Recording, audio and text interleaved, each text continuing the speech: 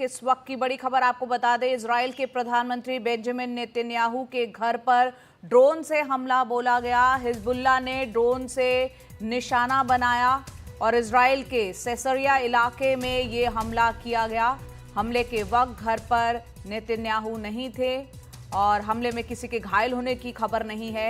IDF ने, जो कि इजराइल की सेना है, आईडीएफ, उसने ड्रोन के इमारत से टकराने की पुष्टि की है। अभी तक किसी के घायल होने की खबर नहीं है।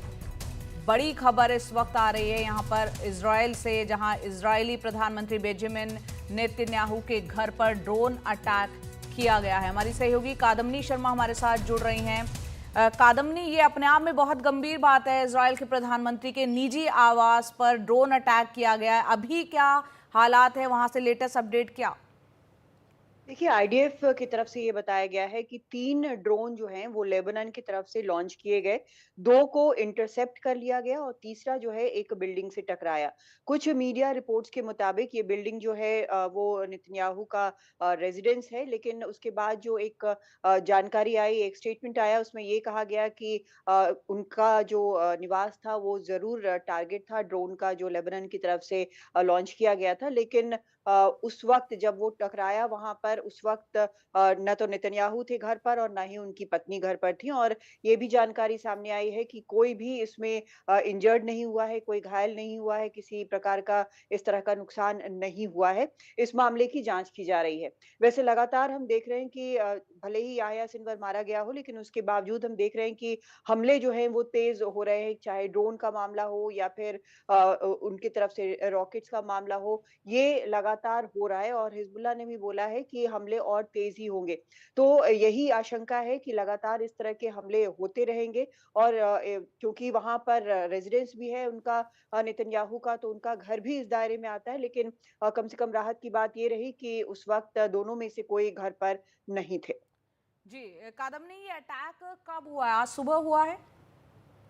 जी, बिल्कुल। आज कुछ देर पहले की खबर ये, करीब 1 से डेढ़ घंटे पहले की ये खबर है जब ये बात सामने आई है। तो ये आईडीएफ ने अब जाकर कन्फर्म किया है कुछ ही वक़्त पहले कि 3 ड्रोन वहाँ से लॉन्च किए गए थे लेबनान की तरफ से, और 2 इंटरसेप्ट किए गए थे। आपको बताऊँ कि आम तौर पर ये होता है कि अगर किसी इस तरह के प्रोजेक्टाइल के बारे में ये पता चलता है कि वो किसी खाली जगह गिरेगा, तो आम तौर पर उसे इंटरसेप्ट नहीं किया जाता है। तो या तो ये लगा होगा कि शायद इससे नुकसान नहीं होगा, या फिर ये किसी प्रकार से इंटरसेप्ट होने से रह गया जो बिल्डिंग से वहाँ पर टकराया है। लेकिन ये ज़रूर है कि अब ये साफ़ बिल्कुल कर दिया गया है कि भले ही उनका रेज़िडेंस है नेतन्याहू का, लेकिन वो दोनों में से कोई वहाँ पर नहीं थे। लेकिन इस तरह के हमले और भी होंगे, इस तरह की टारगेटिंग और भी की जाएगी। ये तो बिल्कुल इस बात की आशंका आईडीएफ को भी है, और ये लगातार होता भी रहता है। जी, कादम्बनी, जिस तरह से यहाँ पर मध्य पूर्व में अशांति है, उसको शांति लाने के लिए कई प्रयास हुए, लेकिन तमाम प्रयास जो हैं वो विफल रहे हैं। और जिस तरह से अब ये ड्रोन अटैक पीएम के घर पर हुआ है, लगता है ये एस्केलेट होगा, ये मामला और बढ़ता चला जाएगा अब? देखिए, अभी एक सिटी ऑफ फ्लेक्स जिसको कहते हैं वो है। याह्या सिनवर जो है वो हमास का प्रमुख था, इस्माइल हानिये के मारे जाने के बाद वो मारा गया है। अब दूसरी तरफ नेतन्याहू ने ये अपील की है कि जो भी हथियार डाल देगा हमास की तरफ से और जो भी बंधकों को छोड़ देगा, उसको जाने दिया जाएगा, ज़िंदा छोड़ दिया जाएगा। लेकिन अभी ये साफ नहीं है कि क्या इस तरह का कुछ भी होगा, बल्कि ये ज़रूर जो बयान अलग-अलग आए हैं, वो ये आए हैं कि और हमले तेज़ किए जाएँगे इज़राइल पे। तो वो अभी आशंका यही लग रही है कि अभी युद्ध खत्म होने का नाम नहीं ले रहा, लेकिन बड़ा एक नुकसान हमास का ज़रूर है, जैसे हिज़्बुल्लाह को काफ़ी बड़ा नुकसान हुआ हसन नसरल्लाह के मारे जाने के बाद।